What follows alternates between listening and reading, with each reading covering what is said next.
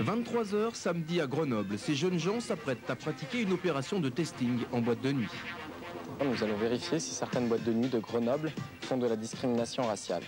Donc le principe, c'est de faire passer 3 couples, 2 couples d'origine immigrée, noirs ou maghrébins, et un couple blanc, et de faire constater que les 2 couples d'origine immigrée se font refouler de la boîte de nuit, alors que le couple blanc, on ne lui pose aucune question et il rentre sans problème.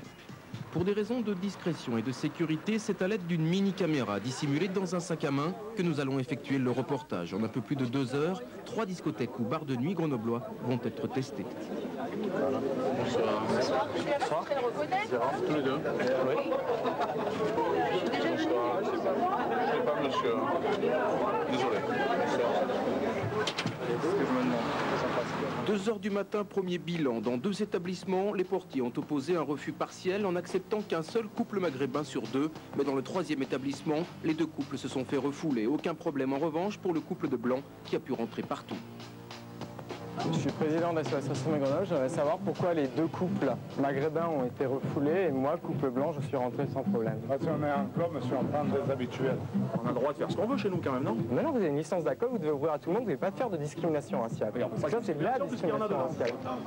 3h du matin, l'opération testing est terminée. Elle a eu lieu simultanément dans 19 autres villes en France, dont Paris. Résultat, SOS Racisme va porter plainte pour discrimination raciale contre 31 des 78 discothèques testées. Pour Mohamed, refoulé à 3 reprises ce soir à Grenoble, le combat doit pourtant continuer. On ressent de la culpabilité déjà, parce qu'on est l'être exclu. C'est pas autre chose que de l'exclusion. Qu'est-ce qu'on ressent? On ressent de la colère, bien sûr. Il y a quelqu'un tout à l'heure qui parlait de l'étoile jaune du juif, c'est un peu ça, quoi. Sauf que nous, notre étoile jaune, comme l'a dit Balavoine, c'est notre couleur de peau. Vous avez quand même un espoir?